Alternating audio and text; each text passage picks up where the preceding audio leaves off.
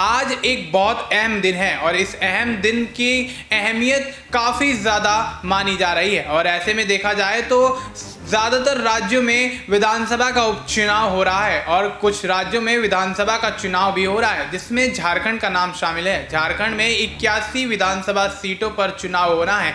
लेकिन अगर बात की जाए यहाँ मध्य प्रदेश की, तो मध्य प्रदेश में बुधनी और विजयपुर विधानसभा सीट पर उपचुनाव हो रहा है और सुबह से ही लगातार मतदान केंद्रों पर मतदाताओं की लंबी लंबी कतारें देखी जा रही हैं।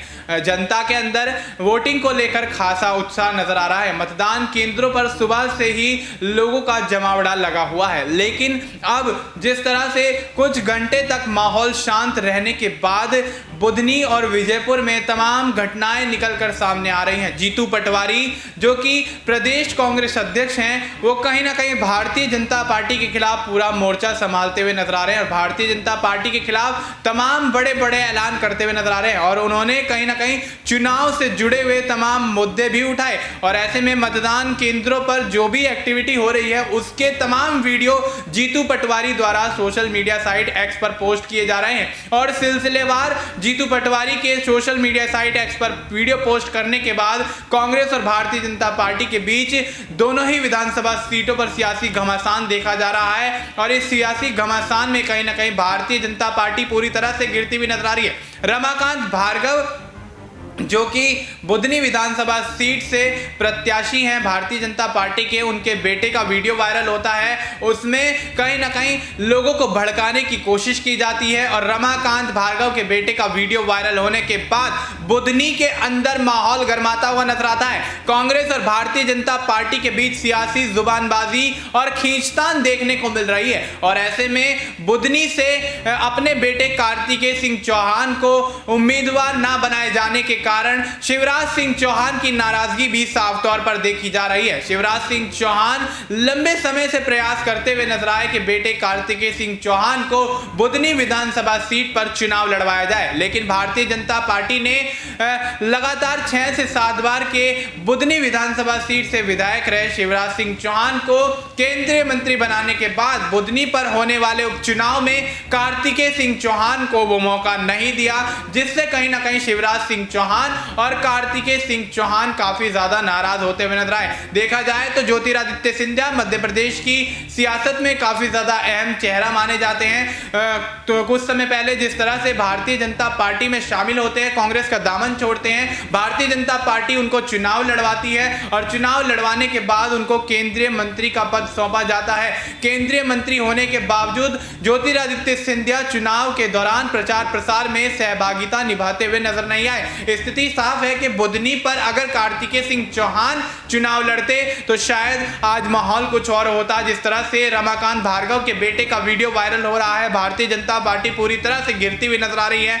और जिस तरह से भारतीय जनता पार्टी के खिलाफ कांग्रेस के जीतू पटवारी मोर्चा संभाले हुए हैं, कमान संभाले हुए हैं, वो तमाम बड़े बड़े खुलासे करते हुए नजर आ रहे हैं, उससे भारतीय जनता पार्टी के सियासी भविष्य को खतरे में माना जा रहा है। और ऐसे में अब बुधनी विधानसभा सीट पर मुकाबला काफी दिलचस्प होता हुआ नजर आ रहा है। मतदाताओं में कहीं ना कहीं भारतीय जनता पार्टी को लेकर उत्साह नहीं नजर आ रहा है और भारतीय जनता पार्टी के खिलाफ वोटिंग होने की संभावनाएं भी जताई जा रही हैं। कांग्रेस जिस तरह से सूबे में अपने आप को मजबूत करती हुई नजर आ रही है, हालांकि देखा जाए तो कांग्रेस के प्रत्याशी जो कि विजयपुर विधानसभा से प्रत्याशी हैं मुकेश मल्होत्रा, उनको भी गिरफ्तार कर लिया जाता है। उनको गिरफ्तार करने के पीछे का कारण उनकी पत्नी से जुड़ा हुआ बताया जाता है। कोई पत्नी से जुड़ा हुआ मामला जिसका हवाला देकर मुकेश मल्होत्रा को गिरफ्तार किया जाता है, नजरबंद किया जाता है। यहां पर कांग्रेस के तमाम 15 बड़े चेहरों पर यहां पर कहीं ना कहीं पुलिस प्रशासन द्वारा कार्रवाई करके उनको गिरफ्तार किया जाता है, नजरबंद किया जाता है। बुधनी और विजयपुर में होने वाले विधानसभा चुनाव के अंदर कहीं ना कहीं मतदान के दौरान जिस तरह से लगातार कांग्रेस के कार्यकर्ताओं की, कांग्रेस के नेताओं की गिरफ्तारी हो रही है, उससे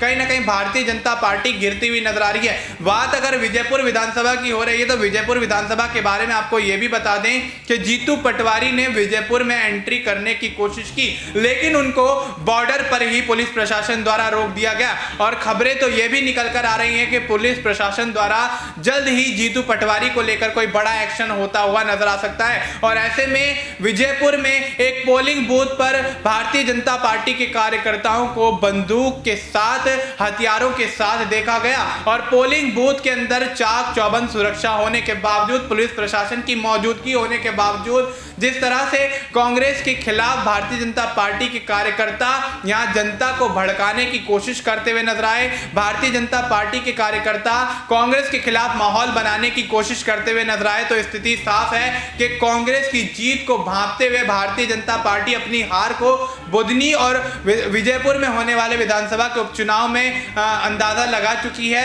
और ऐसे में अब कहीं ना कहीं मुकाबला काफी ज्यादा रोचक और दिलचस्प होता हुआ नजर आ रहा है। और भारतीय जनता पार्टी चारों तरफ से बुधनी और विजयपुर के विधानसभा के उपचुनाव में गिरती हुई नजर आ रही है। और भारतीय जनता पार्टी के कार्यकर्ताओं द्वारा इस तरह की चीजें होने के बावजूद सूबे के मुख्यमंत्री मोहन यादव कहीं ना कहीं खामोश बैठे हैं। और पुलिस प्रशासन द्वारा भी भारतीय जनता पार्टी के कार्यकर्ताओं, भारतीय जनता पार्टी के नेताओं पर कोई भी कड़ी कार्रवाई नहीं की जा रही है। कांग्रेस लगातार ये मांग करती हुई नजर आ रही है कि जिस तरह से दोनों ही विधानसभा सीटों पर होने वाले उपचुनाव में और मतदान के दौरान जिस तरह से भारतीय जनता पार्टी के कार्यकर्ता माहौल को बिगाड़ने की कोशिश कर रहे हैं, उन पर सख्त कार्रवाई की जाए। लेकिन पुलिस प्रशासन कहीं ना कहीं उसके उलट कांग्रेस के कार्यकर्ताओं को घेरता हुआ नजर आ रहा है, कांग्रेस के कार्यकर्ताओं पर कार्रवाई करता हुआ नजर आ रहा है। 15 गिरफ्तारी मायने रखती हैं और 15 गिरफ्तारी के बाद कांग्रेस का पलड़ा इन विधानसभा के उपचुनाव में भारी होता हुआ नजर आता है। जनता का झुकाव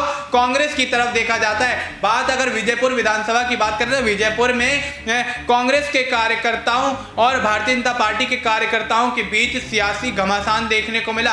भारतीय जनता पार्टी के कार्यकर्ता कांग्रेस के कार्यकर्ताओं को धमकाते डराते नजर आए, जनता को डराते धमकाते नजर आए, जिसके बाद जनता ने पोलिंग बूथ पर मतदान को रोक दिया। और उसके बाद थाने पर जाकर पुलिस प्रशासन के खिलाफ जमकर हंगामा किया, जिसके बाद माहौल को गर्म होता हुआ देखकर कहीं ना कहीं स्थिति को शांत करने की कोशिश की गई। लेकिन जिस तरह से माहौल अब सूबे के अंदर बनता हुआ नजर आ रहा है, तो भारतीय जनता पार्टी के सियासी भविष्य पर तमाम सवालिया निशान खड़े होते हुए नजर आ रहे हैं। शिवराज सिंह चौहान के बेटे कार्तिकेय सिंह चौहान को बुधनी विधानसभा सीट पर प्रत्याशी ना बनाया जाना, रमाकांत भार्गव को मौका देना कहीं ना कहीं यह दर्शाता है कि भारतीय जनता पार्टी रमाकांत भार्गव पर ज्यादा भरोसा करती है और उस भरोसे के तहत अब उनको चुनावी मैदान में उतार दिया। मतदान शुरू हो गया, लेकिन भारतीय जनता पार्टी के जो प्रत्याशी हैं रमाकांत भार्गव, उनके बेटे का वीडियो कहीं ना कहीं भारतीय जनता पार्टी के लिए तमाम सवालिया निशान खड़े करता हुआ नजर आ रहा है। जिस तरह से वो जिस भाषा का इस्तेमाल करते हुए नजर आ रहे हैं, उससे कहीं ना कहीं भारतीय जनता पार्टी अब दो खेमों में बढ़ती हुई नजर आ रही है। एक खेमा शिवराज सिंह चौहान, कार्तिकेय सिंह चौहान और ज्योतिरादित्य सिंधिया का, तो दूसरा रमाकांत भार्गव और उनके सहयोगी कार्यकर्ताओं का खेमा दिख रहा है। और ऐसे में जिस तरह से माहौल बिगड़ता हुआ नजर आ रहा है, और देखा जाए तो इससे पहले तमाम विधानसभा के चुनाव, विधानसभा के उपचुनाव में आसानी से यहां पर वोटिंग हुई है, शांतिपूर्वक वोटिंग हुई है, लेकिन इस बार के विधानसभा के उपचुनाव में माहौल खराब होता हुआ नजर आया। अब सवाल यह उठ रहा है कि क्या कार्तिकेय सिंह चौहान अगर बुधनी से चुनाव लड़ते और तो क्या यहां पर यह स्थिति होती, क्योंकि शिवराज सिंह चौहान लगातार बुधनी से विधायक रहे हैं और मुख्यमंत्री की कमान सूबे के अंदर लगातार संभालते हुए नजर आए हैं, और उस दौरान यहां पर इस तरह की कोई भी घटना यहां पर नहीं देखी गई। लेकिन कार्तिकेय सिंह चौहान का चुनाव में ना उतरना, कहीं ना कहीं प्रत्याशी ना बनाया जाना भारतीय जनता पार्टी के लिए तमाम बड़े सवाल खड़े करता हुआ नजर आ रहा है। और ऐसे में भारतीय जनता पार्टी द्वारा कांग्रेस के जो जीतू पटवारी हैं, वो यहां पर जो तमाम खुलासे करते हुए नजर आए, उसके बाद अब जीतू पटवारी को भी विजयपुर की सीमा पर ही रोक दिया गया। पुलिस प्रशासन द्वारा जीतू पटवारी को रोके जाने के बाद जीतू पटवारी का एक वीडियो वायरल होता है। वो खुद सोशल मीडिया साइट एक्स पर पोस्ट करते हुए नजर आते हैं और ये कहते हुए नजर आते हैं, पुलिस प्रशासन ने रोक दिया, कोई बात नहीं, लेकिन विजयपुर में चुनाव नहीं रुकना चाहिए, विजयपुर में मतदान नहीं रुकना चाहिए। और दोनों ही सीटों से 50,000 से ज्यादा वोटों से कांग्रेस पार्टी जीतने वाली है। यानी कि जीतू पटवारी पूरी तरह से आश्वस्त हैं कि भारतीय जनता पार्टी की हार दोनों ही विधानसभा सीटों पर निश्चित है और कांग्रेस अपनी जीत का परचम लहराती हुई नजर आएगी। और ऐसे में में देखा जाए तो जिस तरह से जीतू पटवारी सुबह से लगातार भारतीय जनता पार्टी पर हमलावर हैं, तमाम बड़े बड़े खुलासे यहां पर उजागर करते हुए नजर आए हैं, तमाम बड़े बड़े यहां पर जो वीडियो हैं उनको यहां पर सोशल मीडिया के जरिए जनता के सामने रखते हुए नजर आए हैं, लोगों के सामने रखते हुए नजर आए हैं। उससे कहीं ना कहीं भारतीय जनता पार्टी का बुधनी और विजयपुर विधानसभा में जो चुनावी कार्यक्रम है उसका पर्दाफाश होता हुआ नजर आ रहा है। किस तरह से भारतीय जनता पार्टी डरा धमकाकर यहां कांग्रेस के कार्यकर्ताओं को पीछे हटने की बात कहती हुई नजर आती है। भारतीय जनता पार्टी के कार्यकर्ता यहां जनता को डराने धमकाने का प्रयास करते हुए नजर आते हैं। तो स्थिति साफ है कि सूबे के अंदर माहौल भारतीय जनता पार्टी के पक्ष में से निकलता हुआ नजर आता है और ऐसे में कांग्रेस की तरफ वोट बैंक और तमाम ये जो चुनावी माहौल है वो शिफ्ट होता हुआ नजर आता है। देखना दिलचस्प होगा कि बुधनी और विजयपुर पे होने वाले विधानसभा के चुनाव के मतदान जो आज किए जा रहे हैं उसमें क्या कुछ परिणाम 23 नवंबर को निकल कर आता है, किस तरह से फैसला यहां पर निकल कर आता है। क्या बुधनी से वाकई कांग्रेस पार्टी की जीत होती हुई नजर आएगी या फिर भारतीय जनता पार्टी जिस तरह से माहौल बनाने की कोशिश कर रही है वो अपने माहौल बनाने की कोशिश में कामयाब होती हुई नजर आएगी और दोनों ही सीटों से भारतीय जनता पार्टी अपनी जीत का परचम लहराती हुई नजर आएगी। फिलहाल आपको इस मुद्दे पर क्या कुछ लगता है, आप अपनी राय हमें कमेंट करके बता सकते हैं।